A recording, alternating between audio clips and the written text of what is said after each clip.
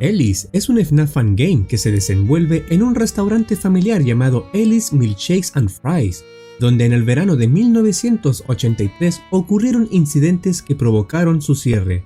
En esta oportunidad, conocerás la historia resumida y explicada de lo que ocurre en el presente videojuego, aunque hay que dejar en claro que el final y ciertos acontecimientos son inconclusos, por lo que se van a rellenar en este caso con algunas teorías.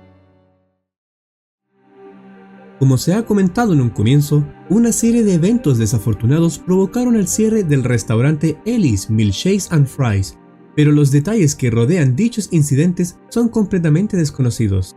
Aproximadamente un año después, una organización de noticias en apuros está buscando historias para informar cuando se encuentran con el ahora turbio restaurante para niños. Dichas personas se percatan de que hay un puesto para trabajar como guardia de seguridad nocturno, por lo que deciden enviar a un reportero junior llamado Ian Calhalo para tomar dicho puesto, con el objetivo de que pueda investigar todo lo que pueda en relación a los incidentes. En el primer día, el chico del teléfono, que a pesar de no mencionar su nombre, se concluye que se trata de algún personal del restaurante, ya que le agradece su presencia para ver el problema paranormal por el que están pasando los animatrónicos. Posee el conocimiento de los incidentes, pero le menciona que se lo explicará en otra oportunidad, ya que se encuentra en una crisis de tiempo, y le da importancia a otras cosas, recordándole el contrato que ha firmado, donde la empresa no se hará cargo por muertes o lesiones que pueda llegar a sufrir, al estar investigando un lugar supuestamente embrujado. Eso, además de las instrucciones correspondientes de cómo debe desenvolverse durante el trayecto de sus noches. Finalmente, en una futura oportunidad, el muchacho del teléfono le cuenta qué fue lo que ocurrió en el local. En 1983 tuvieron un incidente en el que un hombre de azul entró y disparó a dos personas. Una de ellas era una niña llamada Emma y luego a él mismo, para no ser capturado por las autoridades. Este incidente dañó la reputación, pero lo que hizo más daño fueron los reclamos de fantasmas que acechaban el lugar. Desde figuras de sombras hasta pasos y la tensión de actuación de los animatrónicos, provocaron que las familias tuvieran demasiado miedo para asistir al local. Por esta razón empezaron a buscar ayuda, ya que está comenzando a perjudicar al negocio. Hablando de figuras de sombra, se piensa que una de ellas correspondería a la niña llamada Emma, quien desaparecerá con tan solo mirarla. Bajo las palabras del chico del teléfono, se confirma que los fantasmas durante los primeros días de Ian en el lugar serán tímidos y no realizarán presencias continuas o significantes, por lo que recomienda que como estará 7 días en este lugar, que se vaya preparando para poder enfrentar de forma eficaz a todos, cuando lleguen a presentarse en su debido momento. En el tercer turno, el chico del teléfono se sorprende de que Ian no haya abandonado el puesto donde se encuentra actualmente. Debemos considerar que lógicamente el protagonista generará dinero al realizar este trabajo, pero no solo eso, sino que también obtendrá la información necesaria para la organización de noticias, donde va a generar mucho más dinero con todos los datos recolectados. Obviamente, si sale con vida después de estar ejerciendo 7 días el rol propio de un guardia de seguridad nocturno. Luego de que Ian sobreviva a casi todas las noches, encontrándose ya en su último turno, el chico del teléfono revela algo realmente interesante y relevante.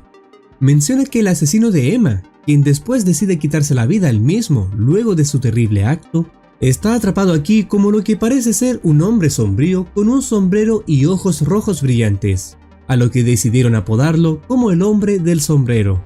Cuando Ian finaliza sano y salvo su último turno, aparecerá una mini cinemática sin imágenes y con el chico del teléfono dejándole un mensaje a Ian. Le menciona que a partir de esta investigación se continuará investigando qué sucedió y por qué sucedió. Sigue perjudicando al negocio propio de la empresa, ya que las familias deciden no asistir al local, pero tal vez el lugar pueda cambiar su rumbo y transformarse en una especie de casa embrujada de Ellis, como una idea para seguir a flote con la marca. Los espíritus vagan por el trágico incidente de 1983 y se ha hecho todo lo posible para intentar solucionar el problema que los mantiene ahí, pero así parece ser que es difícil encontrar una solución al conflicto.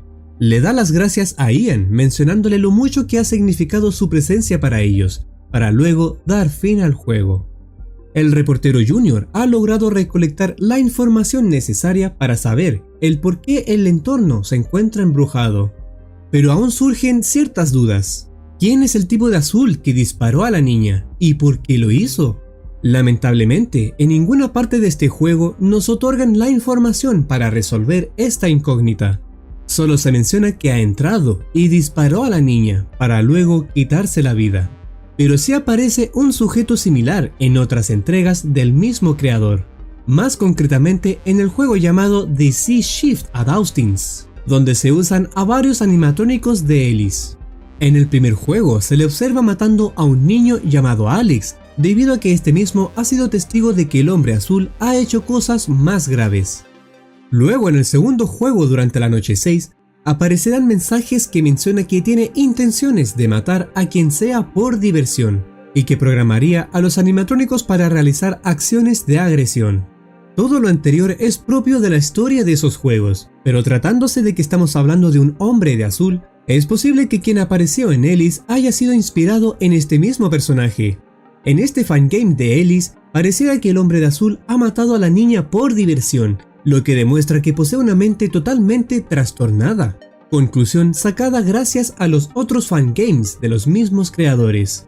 Pensaba que podían ser canon, pero el incidente de Ellis ocurre en 1983, mientras que los sucesos de The Sea Shift Adauxtins son a partir de 1993. Si en Ellis el hombre de azul se ha quitado la vida con un balazo, es imposible que haga presencia de forma física 10 años después agarrando una pistola para matar a un niño llamado Alex. No se sabe nada más en relación a Ellis, salvo una suposición en forma de teoría. El hombre de azul ha asesinado a más niños anteriormente, pero al hacerlo con Emma, donde todos se dieron cuenta, al negar el hecho de ir a prisión se ha quitado la vida. Emma tomaría un rol similar al de Puppet de FNAF, esta vez siendo una sombra, quien colocaría las armas de los niños asesinados anteriormente en los animatrónicos del escenario. Es por eso que estos mismos comenzaron a actuar como los de Freddy Fazbear Pizza, comportándose agresivos tal y como hemos sido testigos en el juego.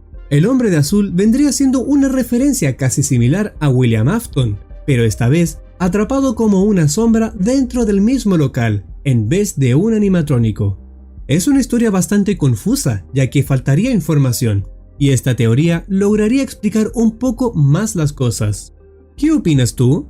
¿Posees alguna idea sobre el juego después de todo lo anterior mencionado? Bienvenido seas para comentar si lo deseas. Este vendría siendo el resumen del juego Ellis. Sería espectacular una segunda entrega donde se otorgue más información al respecto, pero la creadora ha anunciado su retiro en la creación de más juegos, por lo que solo podemos basarnos en teorías para intentar buscar explicación.